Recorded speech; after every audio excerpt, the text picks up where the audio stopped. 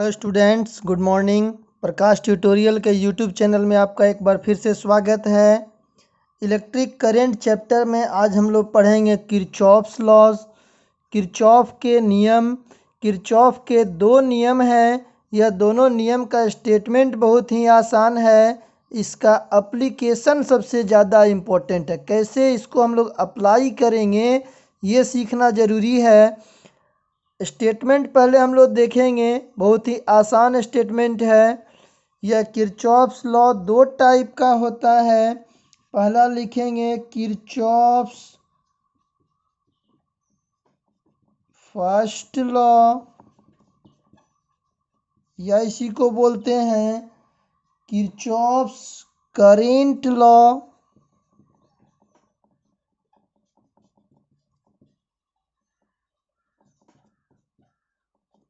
Short में इसको बोलते हैं KCL, या इसी को बोलते हैं पॉइंट लॉ, बिंदु का नियम, या बोलते हैं junction law.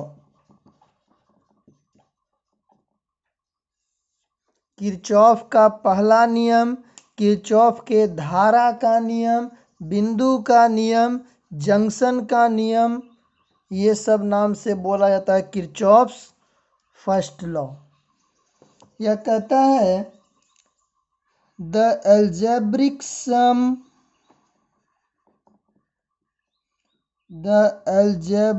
Some of currents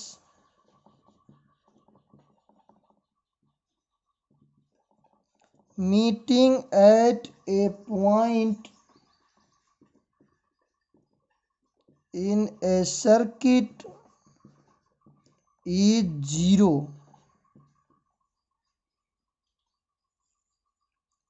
The algebraic sum of currents meeting at a point in a circuit is zero, यानी कि sigma I is equal to zero. किसी विद्युत परिपथ में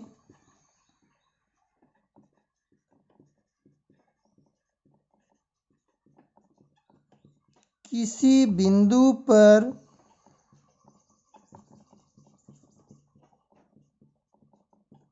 मिलने वाली सभी धाराओं का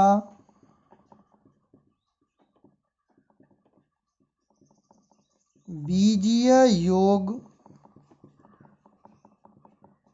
शून्य होता है। Sigma I is equal to zero. Statement तो एक लाइन का ही है कि किसी भी बिंदु पर मिलने वाली सभी धाराओं का बीजीय योग शून्य होता है। Algebraic sum of all currents meeting at A point in A circuit is zero. Screenshot लेकर के इसको लिख लीजिए।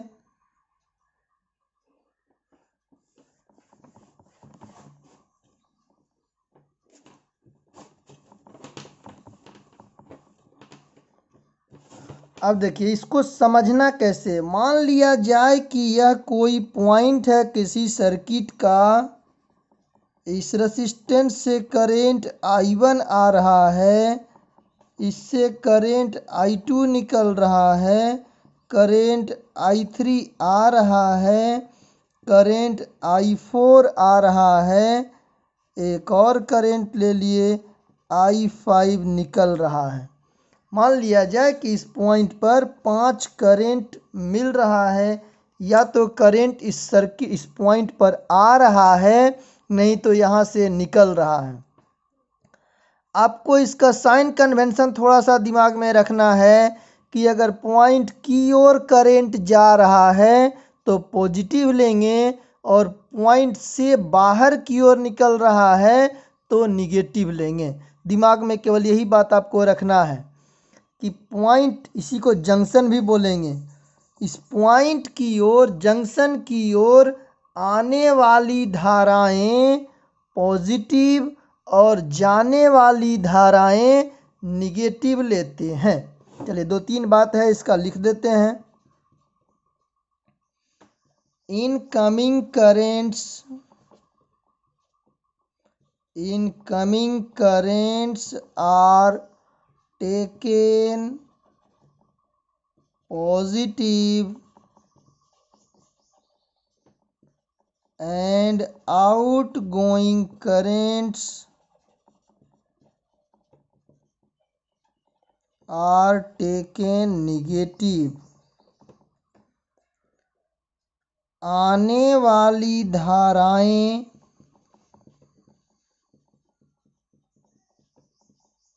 धनात्मक एवं जाने वाली धाराएं ऋणात्मक ली जाती है। आने वाली धाराएं incoming currents are taken positive and outgoing currents are taken negative.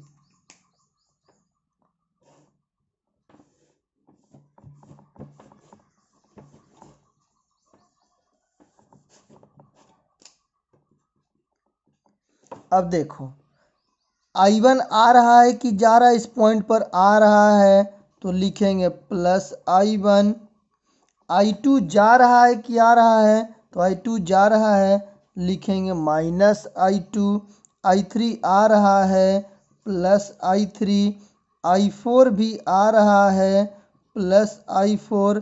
I5 निकल रहा है minus I5 is equal to 0। यही न कह रहा है KCL कि किसी भी बिंदु पर मिलने वाली सभी धाराओं का बीजीय योग शून्य होता है। तो हम देखेंगे जो करंट आ रहा है उसको लेंगे पॉजिटिव और जो करंट जा रहा है उसको लेंगे निगेटिव और सबको जोड़ करके 0 के बराबर कर देंगे। अब देखो इसको लिख सकते हैं क्या ऐसा, I1 plus I3 plus I4 is equal to I2 plus I5 लिख सकते हैं। अब देखो यह जो करंट है आने वाली करंट है और यह करंट जाने वाली करंट है, तो लिख सकते हैं sum of incoming currents is equal to sum of out going current. यह भी KCL है, लिख देंगे sum of incoming currents is equal to sum of out going currents. किसी बिंदु पर आने वाली धाराओं का योग वहां से निकलने वाली धाराओं के योग के बराबर होती है, ऐसा लिख सकते हैं। तो यहाँ पर कौन सा प्रिंसिपल वर्क कर रहा है, करेंट मीन्स चार्ज का फ्लो। तो जितना चार्ज यहाँ पर आ रहा है उतना ही चार्ज वहाँ से निकल रहा है, तो कहेंगे कि यह principle of conservation of charge है। ऑब्जेक्टिव में पूछा जाता है it is based on conservation of charge. यह आवेश संरक्षण के सिद्धांत पर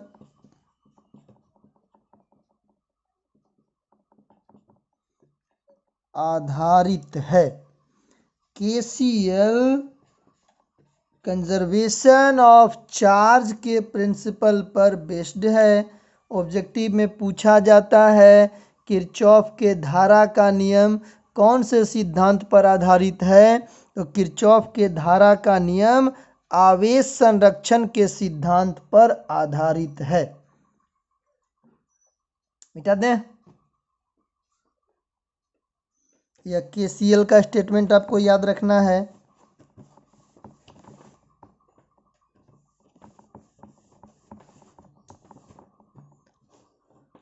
अब दूसरा लॉ जो कहा जाता है, यह कहा जाता है KVL Kirchhoff's voltage law.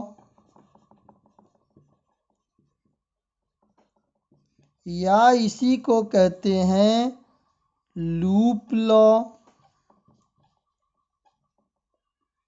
Loop का नियम, लूप का नियम या पास का नियम।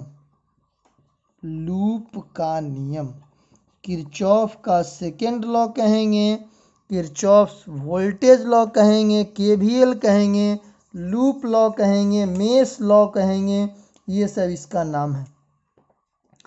और यह स्टेटमेंट तो बहुत ही आसान है, इसका एप्लीकेशन हम लोगों को सीखना है। यह केवीएल कहता है कि कोई भी इलेक्ट्रिक सर्किट अगर क्लोज्ड सर्किट है, क्लोज्ड सर्किट में सम ऑफ ईएमएफ अक्रॉस बैटरी और रेसिस्टेंस और इंडक्टर और कैपेसिटर, किसी के भी अक्रॉस जो जो उस सर्किट में है, सब के अक्रॉस पोटेंशियल डिफरेंस 0 के बराबर होता है।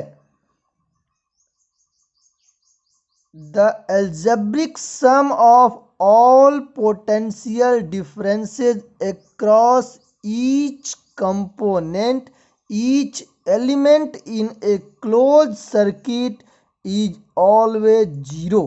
यह कहता है केवीएल। लिखेंगे The algebraic sum of all potential drops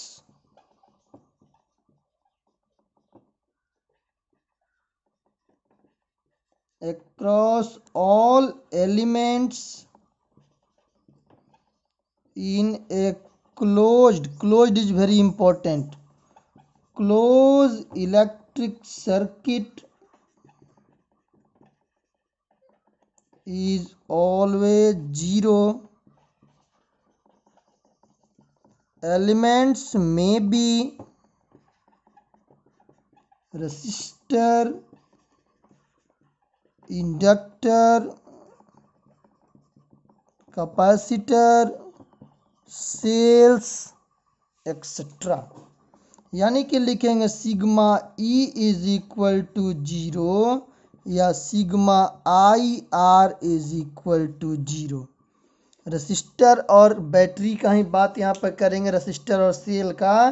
तो हम लोग सेल के क्रॉस पोटेंशियल ड्रॉप लेंगे ई और रेसिस्टर के क्रॉस पोटेंशियल ड्रॉप लेंगे आई इंटू आर। सभी पोटेंशियल ड्रॉप का जो एल्जेब्रिक सम होगा वह कहलाएगा 0।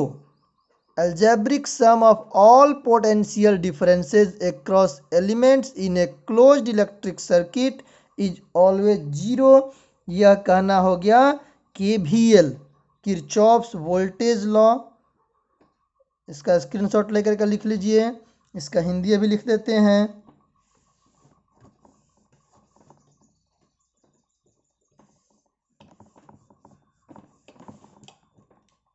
लिखेंगे किसी बंद विद्युत परिपथ में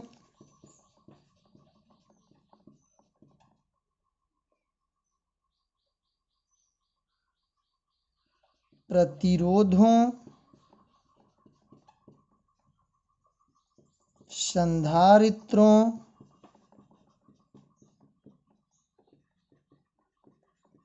प्रेरकों या सेलों के बीच विभवपात का बीजीय योग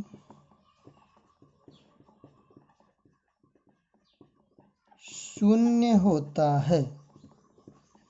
सिग्मा ई बराबर 0 या सिग्मा आई आर बराबर 0।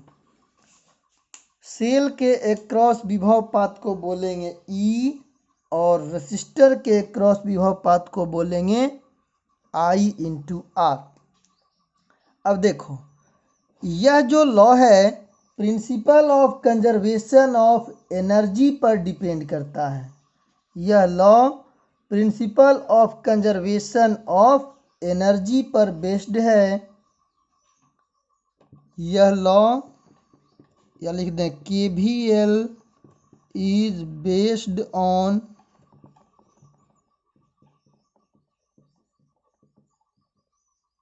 Principle of conservation of energy. KVL ऊर्जा संरक्षण के सिद्धांत पर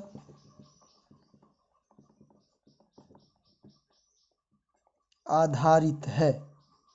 KVL ऊर्जा संरक्षण के सिद्धांत पर आधारित है। इसको लिख लीजिए। स्टेटमेंट बहुत ही आसान है। अब इसको अप्लाई कैसे करेंगे, कुछ रूल्स रेगुलेशन हम लोगों को दिमाग में रखना है, और जो बात हम आपको बताते हैं आप वही टेक्निक को फॉलो करेंगे। डिफरेंट बुक्स को नहीं फॉलो करेंगे, खास करके करेंट चैप्टर में, क्योंकि सबका साइन कन्वेंशन मानने का अलग अलग तरीका है, सबका सही है। तो आप किसी एक तरीका को फॉलो करेंगे, आप KCL KVL या सर्किट के किसी भी प्रॉब्लम में नहीं फंसेंगे। मिटा दें। अब इसका सबसे बेहतरीन एग्जाम्पल एप्लीकेशन व्हीटस्टोन ब्रिज है, जो बोर्ड एग्जाम में आपसे लॉन्ग क्वेश्चन में ही पूछा जाता है कि व्हीटस्टोन ब्रिज के बैलेंस्ड कंडीशन को प्राप्त करें। व्हीटस्टोन ब्रिज के बैलेंस्ड कंडीशन को प्राप्त करें। तो हेडिंग हम लोग दे देंगे व्हीटस्टोन ब्रिज। Wheatstone bridge.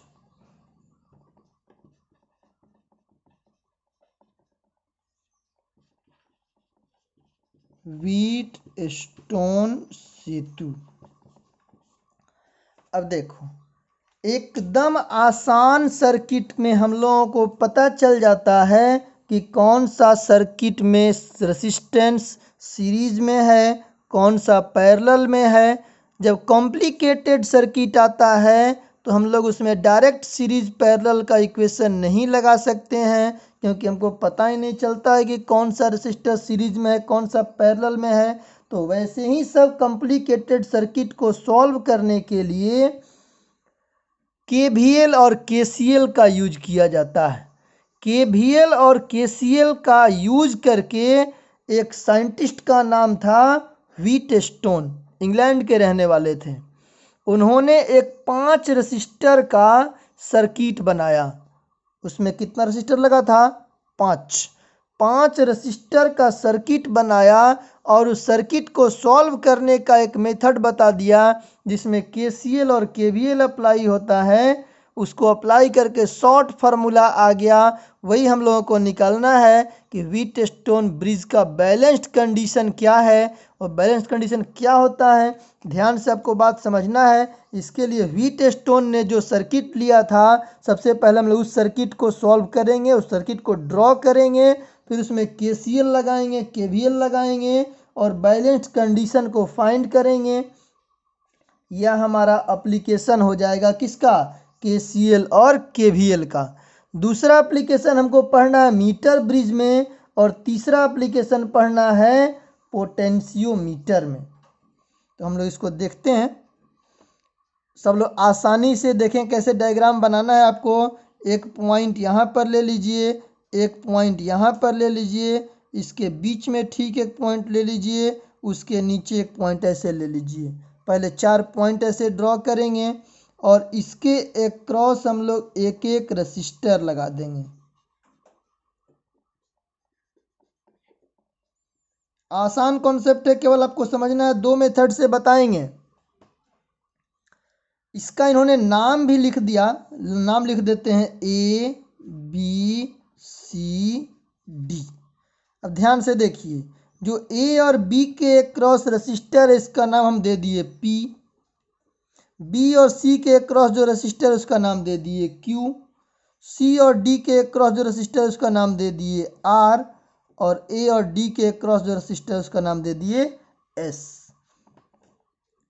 कुछ भी नाम दे सकते हैं, R1, R2, R3, R4 भी दे सकते हैं। हम लोगों को direct formula P by Q is equal to R by S रहता है, तो हम लोग यहाँ पर लिख देते हैं R और यहाँ पर लिख देते हैं S, या P by Q is equal to R by S हो जाएगा। लास्ट में देखेंगे, आसान है।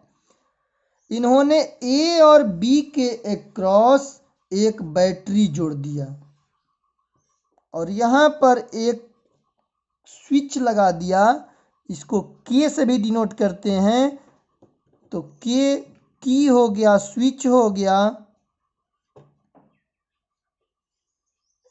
यह हमारा सर्किट हो गया। यह जो बैटरी है, बैटरी का ईएमएफ हम लोग ई लिख दिए। इन्होंने ए और सी यानी दो डायगोनली अपोजिट पॉइंट के बीच में एक बैटरी जोड़ा और बाकी जो दो पॉइंट मिला इसके अक्रॉस एक गैल्वेनोमीटर जोड़ दिया। इसके अक्रॉस एक गैल्वेनोमीटर जोड़ा। यहाँ पर गैल्वेनोमीटर को हम लोग जी लिख देते हैं। गैल्वेनोमीटर को हमने क्या लिख दिया है, जी। थोड़ा सा साफ कर देते हैं।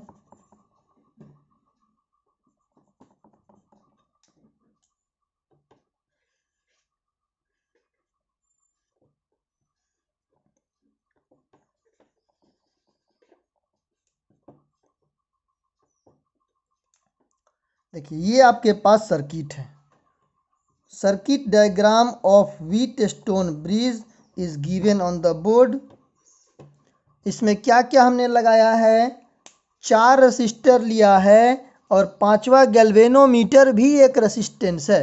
गैल्वेनोमीटर में भी रेसिस्टेंस है, तो 5 रेसिस्टेंस का एक नेटवर्क है जिसके दो डायगोनली अपोजिट पॉइंट के बीच में हम लोग बैटरी लगाए हैं। रिमेनिंग दो जो बचा है उसके एक क्रॉस हमने लगा दिया है क्या, गैल्वेनोमीटर। तो 4 रेसिस्टेंस दिया गया है, 3 रेसिस्टेंस का मान पता रहेगा, चौथा रेसिस्टेंस का मान निकालना रहेगा। तो आपसे ऑब्जेक्टिव में क्वेश्चन पूछा जाता है, Wheatstone bridge is used to measure. Wheatstone bridge से क्या मापा जाता है, व्हीटस्टोन ब्रिज से अननोन रेसिस्टेंस मापा जाता है बाय नोइंग 3 रेसिस्टेंस।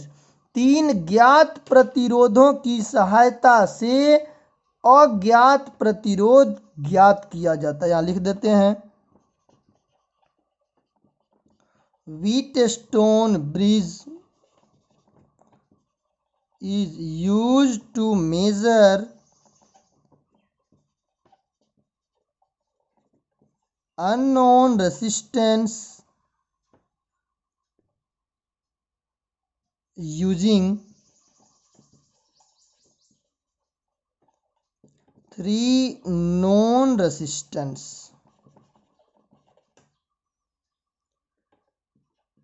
3 ज्ञात प्रतिरोधों की सहायता से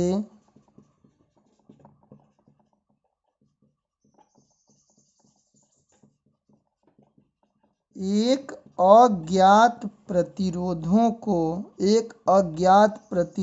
को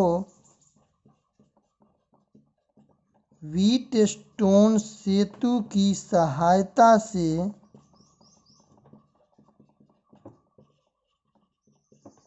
ज्ञात किया जाता है। इसमें 3 प्रतिरोध आपको ज्ञात रहेगा, चौथा प्रतिरोध का मान आपको निकालना है।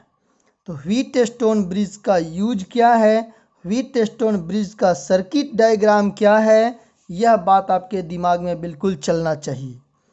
अब इसी व्हीटस्टोन ब्रिज की सहायता से हम लोग KVL KCL लगा करके इसमें बैलेंस्ड कंडीशन फाइंड करेंगे। अब बैलेंस्ड कंडीशन का मीनिंग क्या हुआ, यह बात पहले आपको समझना पड़ेगा।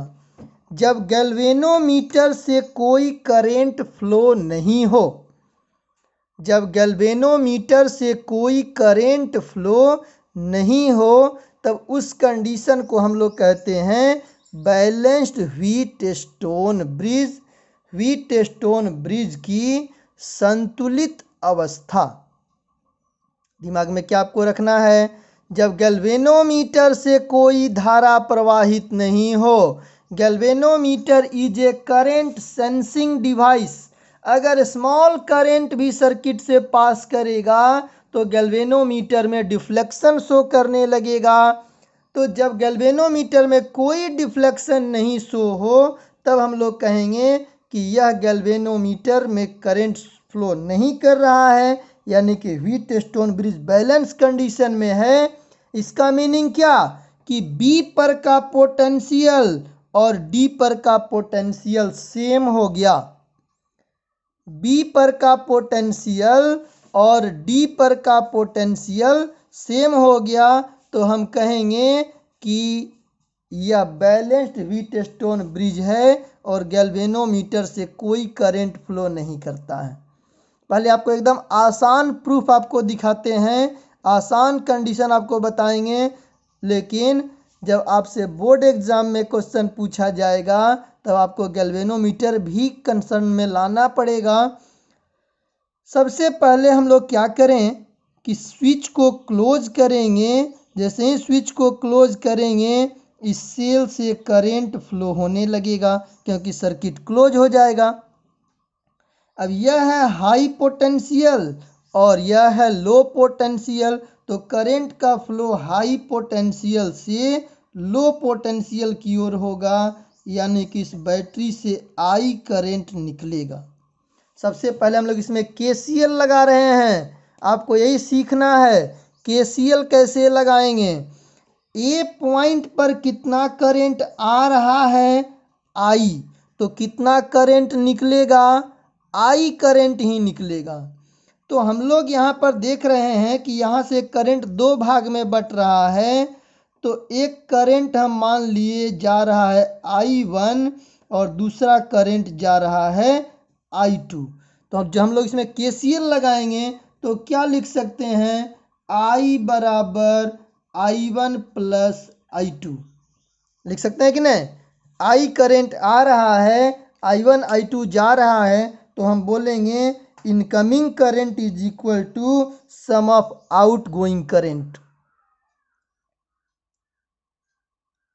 ठीक, अब देखो, अब करंट का लॉस नहीं होता है, करंट का लॉस नहीं होता है। ए से बी पर कितना करंट पहुंचा I1 और ए से डी पर कितना करंट पहुंचा I2।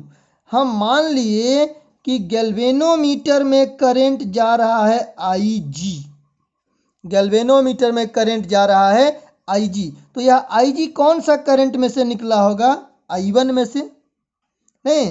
तो बी पॉइंट पर करंट आ रहा है I1, गैल्वेनोमीटर में चला गया IG, तो Q में कितना जाएगा I1 माइनस IG, क्योंकि यहाँ पर करंट पहुंच रहा है I1 और उसमें से IG निकल गया तो शेष करंट Q से पास करेगा। अब इधर D पॉइंट पर देखो, इधर से आ रहा है I2, इधर से आ रहा है IG, तो S से होकर के कितना निकलेगा I2 plus IG, I2 plus IG।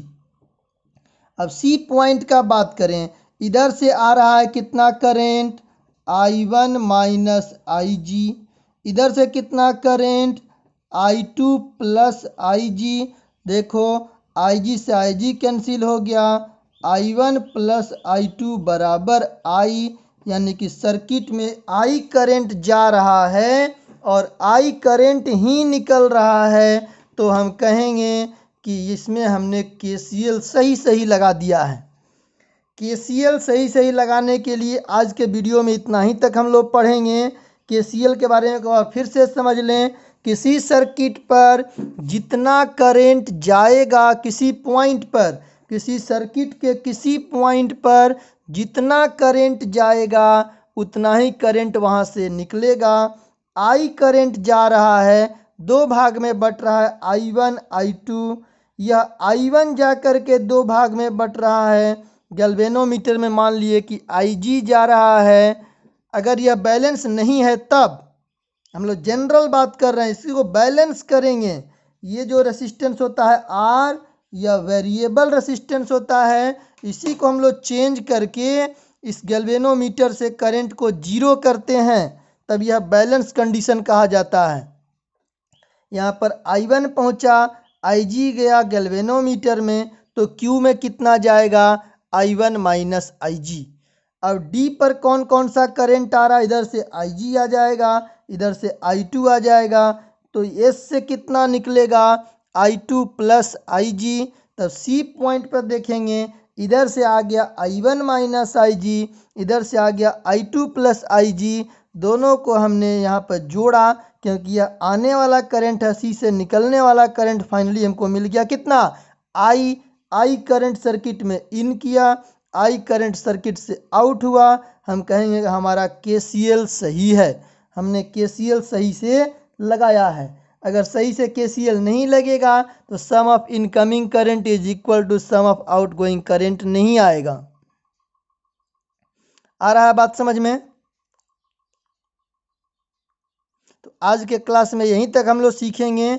कल इसके ठीक आगे हम लोग पढ़ेंगे कि इसी सर्किट में हम लोग KVL कैसे लगाएंगे, और KVL लगाने के बाद हमको बैलेंस कंडीशन निकालना है। आसान कॉन्सेप्ट है, कल हम लोग इसमें आगे और पढ़ेंगे। Thank you.